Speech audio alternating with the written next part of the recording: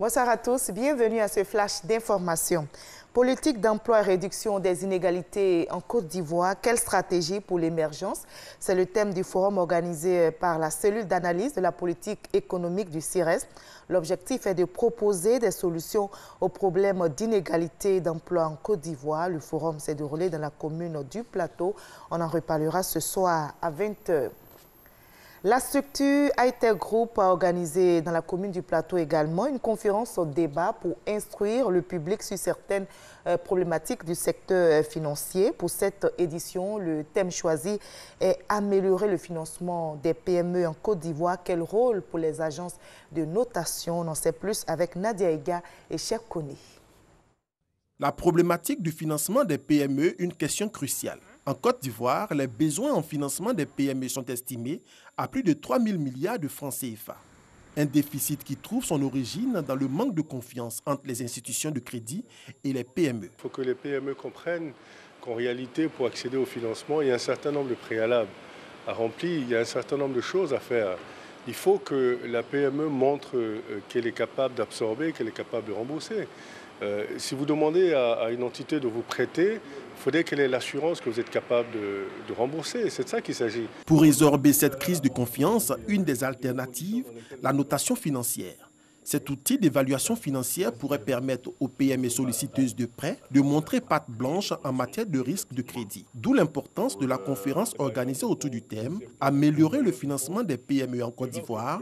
Quel rôle pour les agences de notation financière ?» Les notations financières sont très importantes. Voilà, quelle que soit la note, il faut bien être noté, il faut garder la transparence dans tout ce qu'on fait. Et quand tu es transparent, ça permet aux autres de te faire confiance. Ça permet aussi de connaître soi-même ses limites, ses faiblesses pour pouvoir avancer. C'est en 2017 que la notation financière s'est adaptée aux PME. Cela pour permettre à ce maillon essentiel de l'économie d'accéder à une variété de sources de financement. En Côte d'Ivoire, on dénombre plus de 150 000 PME représentant 98% des entreprises et 20% du produit intérieur brut.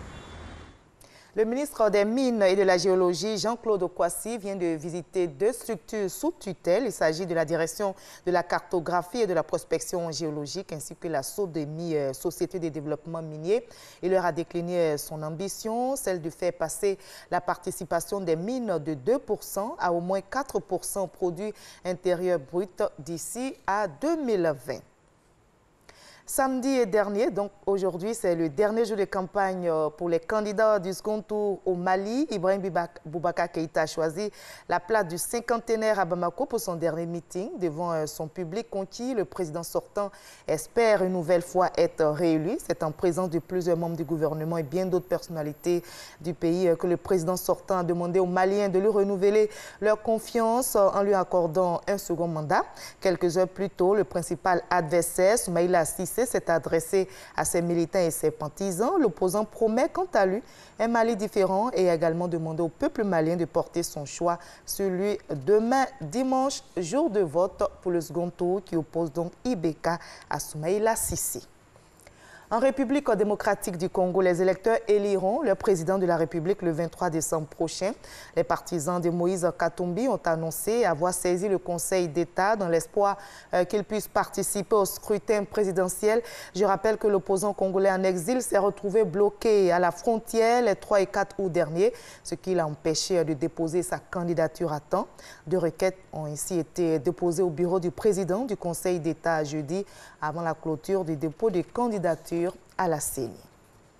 Nous sommes samedi, n'oubliez pas notre page culturelle. Nous parlerons sculpture aujourd'hui avec l'une des grandes figures de l'art contemporain en Côte d'Ivoire. Il s'agit de James Robert Coco, artiste sculpteur ivoirien. Il vit en Allemagne. C'est un amoureux de la nature et de l'art. Il a une façon unique de travailler le bois. Il vient de recevoir le prix d'excellence 2018. On va le recevoir dans la page culture à 20h. Restez avec nous. On se retrouve dans la grande édition.